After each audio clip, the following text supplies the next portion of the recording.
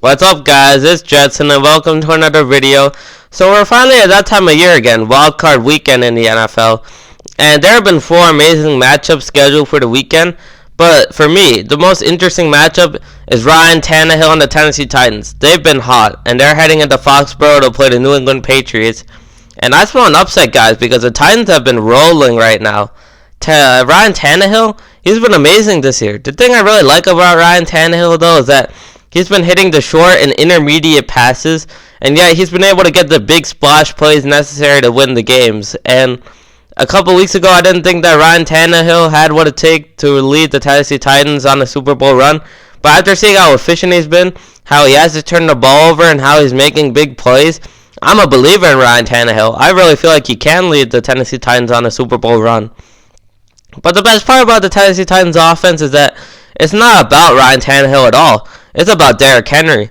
This guy's arguably a top 5 running back right now, and he just runs with such physicality. Never have I seen such a physical runner since Marshawn Lynch.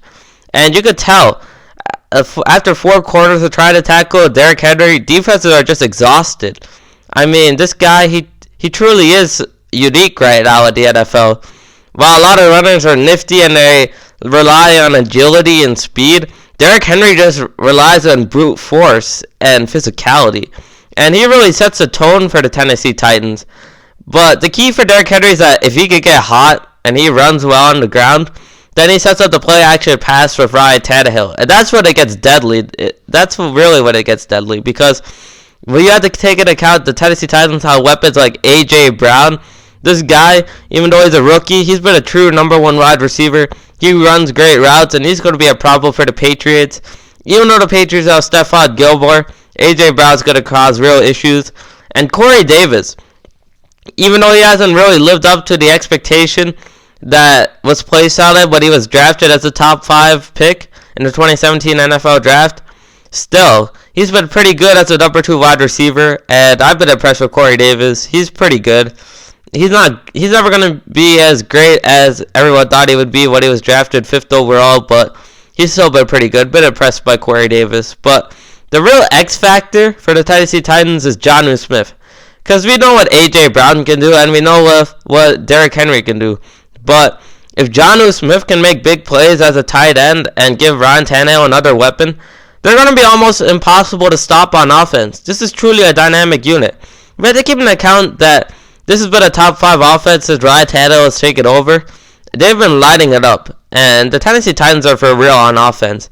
And as for their defense, they've been good but not great. But that's okay because Mike Rabel is coaching them. He's a great defensive mind, and Kevin Byard is a top 5 safety. And Adoree Jackson, even though this guy, he's kind of inconsistent as a corner, he still has the physical talent to really cause problems for the Patriots. And if Adoree Jackson can prevent big plays by the New England Patriots offense, then the Patriots are going to have a tough time to score points, and the Patriots are going to have a tough time winning, trying to beat this Tennessee Titans offense in a shootout. So Adoree Jackson is definitely a key. They just have good players on defense, so that's what I really like. They're well coached, and I have full confidence in this Tennessee Titans defense to beat the New England Patriots and to really stymie the offense from doing anything. Now, let's look at the Patriots offense.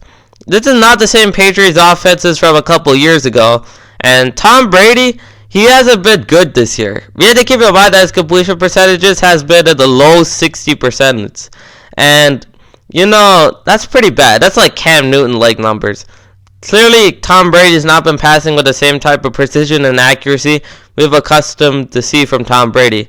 So, Tom Brady, I mean, I'm not really high on him heading into the playoffs. And a large part of the reason why I'm not high on Tom Brady is because I'm not high on their skill position weapons right now.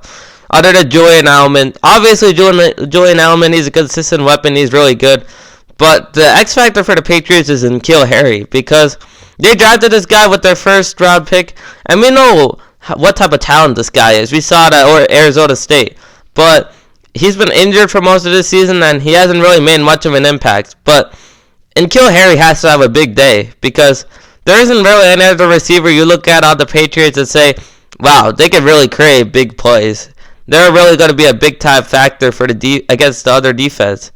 But when you look at N'Keal Harry, he has that potential. If he has a big day, and James White is catching receptions out of the backfield, and Julian Edelman is being his consistent self, then Patriots have a good chance of winning, especially at home. If N'Keal Harry is off, and he's not really doing anything, then the Patriots, they almost have no chance, in my opinion. N'Keal Harry is the X factor for the Patriots.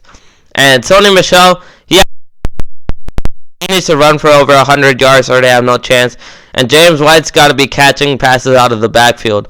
New England's the underdogs, in my opinion, because this offense, they haven't really shown me anything that says that they're going to be ready when the postseason rolls around, which is right now. And really, this Patriots offense, they haven't really been the same unit from the first couple weeks of the season. And that's a problem. And when you look at their defense, even though they've been great this entire year, ever since they gave up 37 points to the Baltimore Ravens, it just hasn't been the same. They gave up 28 points to the Texans a couple weeks ago, and they gave up 27 points to the Ryan Fitzpatrick-led Dolphins, and that's just unacceptable, especially with the first round bye on the line. The defense really failed, and the real worry I really had about this Patriots defense is that even when they were rolling, they never really had a star pass rusher. We have to keep in mind that last year, a major reason why they won the Super Bowl is because they had Trey Flowers, a true great pass rusher at defensive end. And this year, they haven't really had a Trey Flowers type of guy.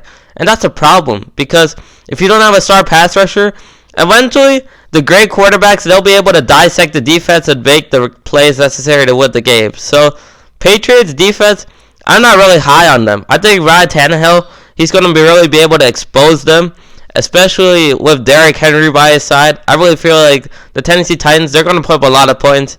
And I spell a Titans win, guys. I'm going to pick the Titans 28-17 over the Patriots.